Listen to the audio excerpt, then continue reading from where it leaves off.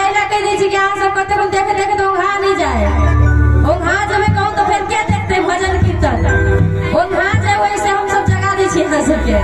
चलू एक बहुत ही बढ़िया गीत है जे लोग के समय देख जे अपना रिलेशन हो कोई हो में कुछ न कुछ परिवर्तन आवे छे वही के लगा है जे बहुत ही बढ़िया गीत है। और अपने सब एकदम ध्यान लगा कर सुनबे।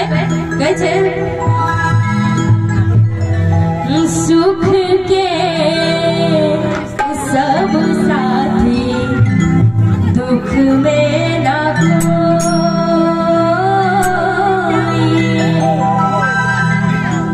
सुख के सब साथी दुख में ना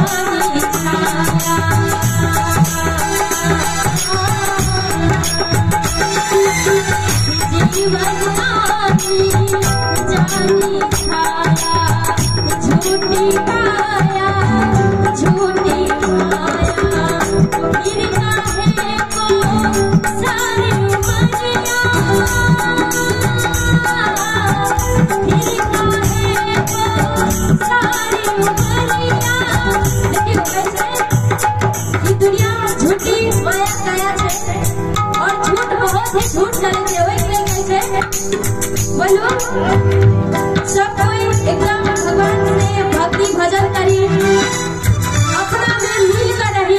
कैसे कुछ दिन के जिंदगी है, कुछ दिन के जिंदगी है पहले भक्ति भजन करो जे बढ़िया नीक चीज है से करो। और कैसे बोलो 2 दिन के जिंदगी है फिर लड़ाई झगड़ा क्या करबे। कैसे दिन का है तो सारी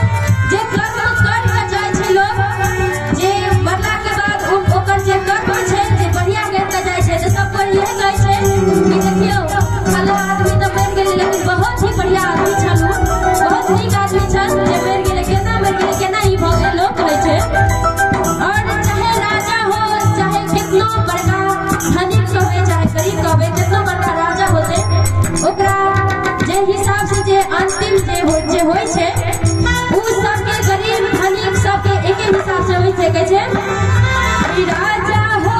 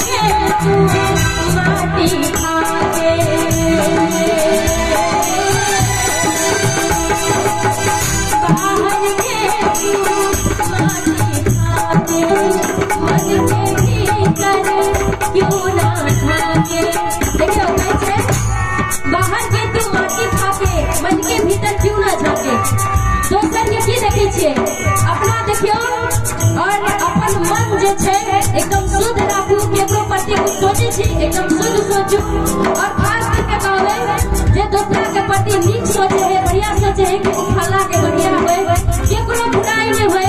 और अभी जते भी अपन भक्त जन छी सब भगवान से ये प्रार्थना करबै कि जते भी छी और भगवान के दिल से पूज रहल छी और हुनका सबके जे चीज होय जय मंगल होय बहुत बढ़िया होय। और कई छै एकदम मन सफा रखी, मन में मैल नहीं रखी और दोसर के प्रति खराब सोचे